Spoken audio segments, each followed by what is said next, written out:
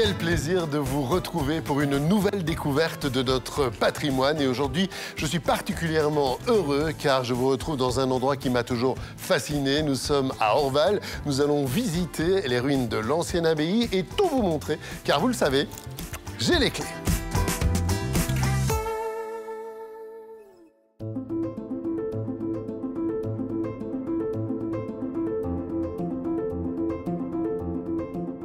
Tout commence par une belle histoire qui coule comme l'eau d'une rivière. Il y a un nom d'abord, le nom d'Orval ou le nom de Val d'Or, et puis un blason qui figure une truite qui porte dans sa bouche un anneau orné de 3 diamants. Eh bien, cet anneau appartenait à la bienfaitrice de l'abbaye, Mathilde de Lorraine. Un jour, elle avait perdu cet anneau quand soudain jaillit une truite de façon miraculeuse, portant le joyau dans sa bouche.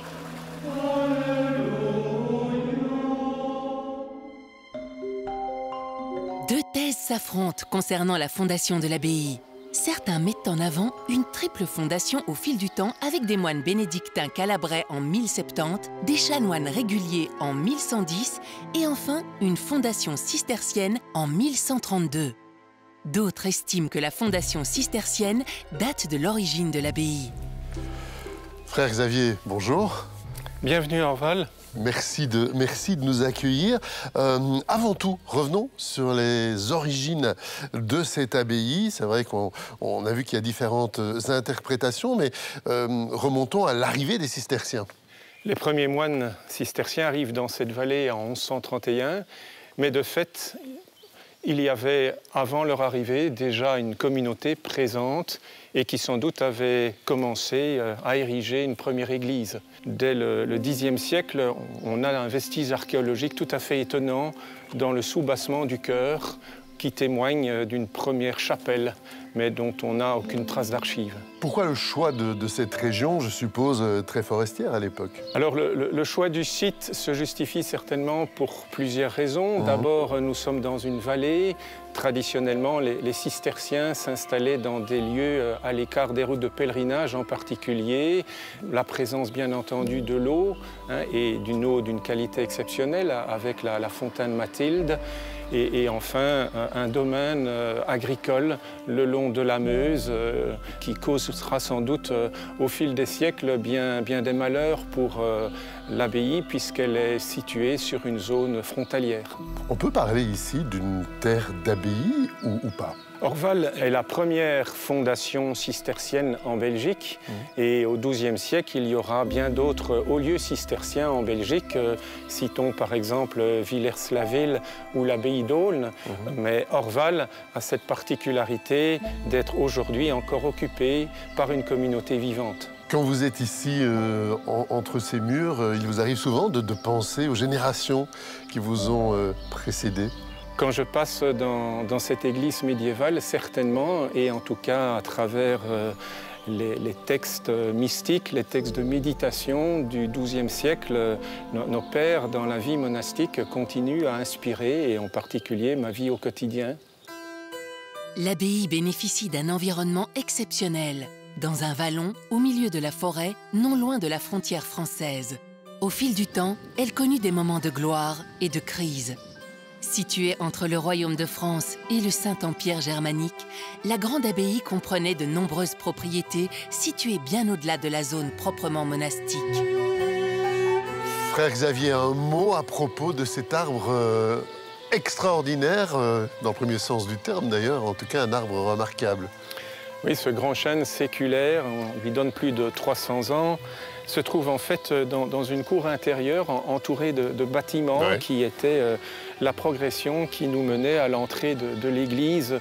Et ce chêne était donc déjà là avant la destruction de la Révolution française en 1793. Frère Xavier, parlons à présent de la vie monastique. On a l'idée, comme ça, qu'on porte une autarcie totale, où le travail des moines concourt justement à la vie quotidienne de l'abbaye. C'est toujours le cas? La vie monastique est d'abord un équilibre de vie communautaire, de vie d'intériorité personnelle, à la fois une vie de chant, de méditation avec la parole biblique et puis d'engagement, engagement dans une vie communautaire et puis engagement dans un travail très concret. Pour les premiers cisterciens, c'était essentiellement un travail agricole. Frère Xavier, il y a un endroit ici qui vous parle peut-être plus particulièrement, où vous vous sentez bien, où vous vous retrouvez vraiment avec vous-même? Je me sens d'abord porté par cette vallée qui offre cet équilibre entre des espaces proches de la nature et en même temps des espaces de célébration. Alors à la fois cet équilibre entre des moments de recueillement personnel et puis de partage communautaire.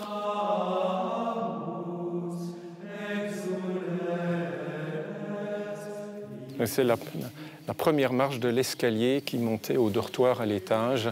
Et la journée monastique commence par l'office des vigiles tôt le matin, et donc les frères descendent du dortoir et pour se rendre directement à l'église et chanter les psaumes. Combien d'offices aujourd'hui encore? C'est toujours la même chose? C'est toujours le même rythme de prière tout au long de la journée, alternance de prières personnelles, méditation avec la parole biblique et puis le chant des psaumes. Et nous commençons par l'office des vigiles encore durant la nuit. Et donc là, c'est vers quelle heure pendant la nuit que vous commencez? Pour nous, aujourd'hui, c'est à 5 heures du matin. D'accord. Et jusqu'à accompli le soir? C'est cela. Donc, et nous terminons la journée par le chant, l'antienne à Marie, le Salve Regina, dont la mélodie remonte à l'époque de Saint-Bernard. Au XVIIIe siècle, les troupes révolutionnaires françaises envahissent les Pays-Bas autrichiens et la principauté de Liège. Elles s'attaquent à l'abbaye d'Orval, qu'elles canardent et qu'elles incendient comme un symbole de l'ancien régime. Les temps sont violents, mais certains prétendent que des trésors sont dissimulés aux alentours de l'abbaye.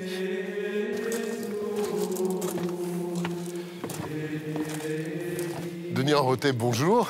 Bonjour. Vous êtes archéologue à l'Agence wallonne du patrimoine. Un petit mot d'abord sur le lieu où nous nous trouvons ici. Où sommes-nous précisément? On se trouve dans le cloître de l'ancienne abbaye cistercienne d'Orval. Donc c'est un endroit qui a été fouillé durant les années 60.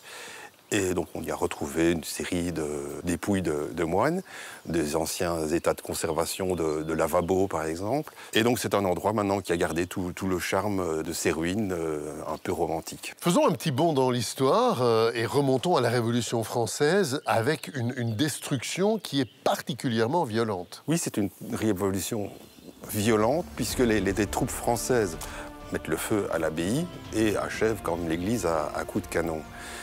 Mais cette démolition était déjà en cours, puisqu'on créait déjà depuis le milieu du XVIIIe siècle une nouvelle abbaye, et l'ancienne abbaye du Moyen-Âge était déjà en cours de démolition. Donc les deux bâtiments coexistaient, mais les ruines dans lesquelles nous nous trouvons, sans la Révolution, elles n'existeraient plus. Pendant tout le XIXe siècle, c'est quoi Orval? C'est un site de ruines romantiques? Au début, Orval sert plutôt de carrière de matériaux. Ouais. C'était d'abord une source de revenus, donc c'était facile de venir rechercher tous les dallages en pierre pour les revendre. Bon, Denis, je ne peux pas m'empêcher de vous poser la question. Il y a plein de bruits qui ont circulé par rapport à des trésors, des légendes, des moines qui se seraient enfouis, qui auraient dissimulé des richesses. Je suppose que ça a excité aussi les imaginations. Ah oui, ça, c'est sûr, des souterrains, donc c'est quelque chose de récurrent dans ces ruines. Les abbayes étaient très puissantes, mais donc il y a toujours une aura d'une grande richesse aussi, et donc il y a des mythes, et puis c'est l'imaginaire. Vous n'avez pas trouvé de trésor alors? Pas encore. Il faut attendre le début du XXe siècle pour que le site connaisse une véritable renaissance. Une nouvelle communauté monastique prend possession des lieux et un gigantesque chantier naît, ce qu'on appelle le grand œuvre national de la résurrection d'Orval. En quelques années et grâce à une conjonction de bonne volonté, une nouvelle abbaye naît à côté des ruines de l'ancienne.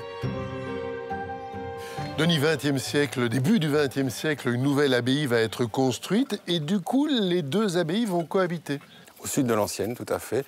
Et donc les ruines médiévales vont être réaménagées pour intégrer un circuit de visite.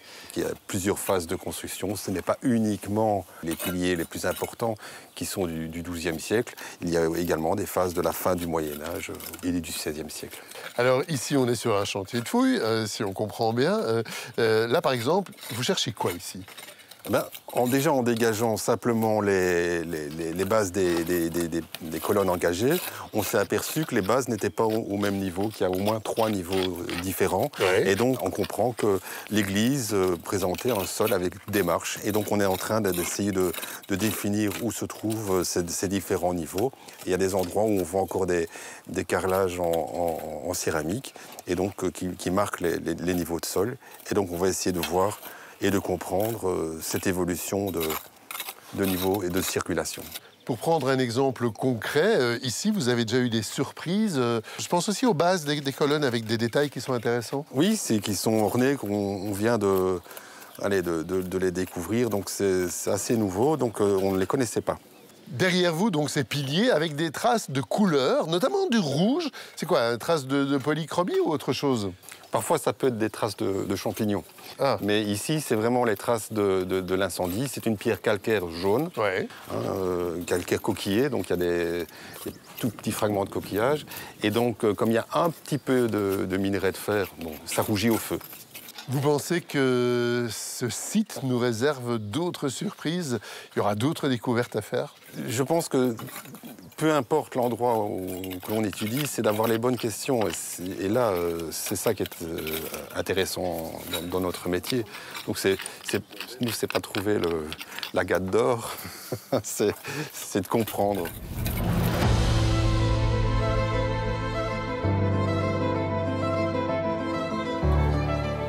Poursuivons notre voyage à travers le temps. Nous sommes en 2020, ça fait près d'1 siècle que le site est ouvert au public et pourtant on va y faire une découverte extraordinaire. Comme quoi, l'archéologie peut aussi ménager de belles surprises.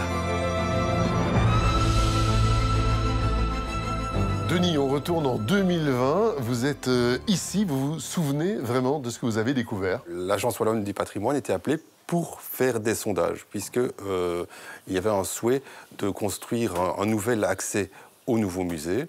Et donc, il fallait faire un déterrassement.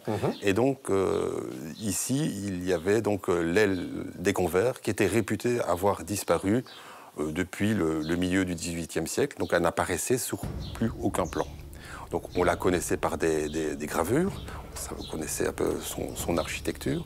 Mais là, avec la pelle mécanique, on a dégagé. Et puis on s'est aperçu qu'on ne retrouvait pas seulement des fondations, mais également tout un couloir et toute son élévation, puisqu'on a encore les différents chapiteaux.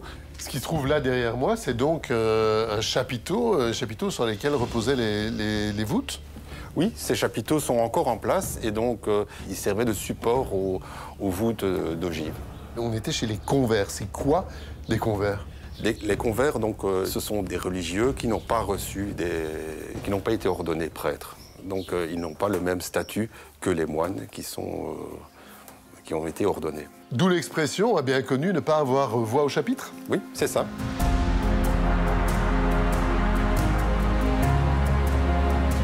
Nous sommes ici dans les souterrains de l'abbaye où vient d'être réaménagé un musée passionnant qui parle forcément de l'histoire de l'abbaye mais qui s'ouvre aussi à l'art contemporain avec notamment cette œuvre assez extraordinaire signée du plasticien français Christian Jacquard. Comme quoi, une balade à Orval jette un pont entre le passé, le présent et le futur. Autant de bonnes raisons de venir et découvrir cette abbaye. Pour ma part, je vous donne rendez-vous très bientôt pour d'autres découvertes car vous le savez, j'ai les clés.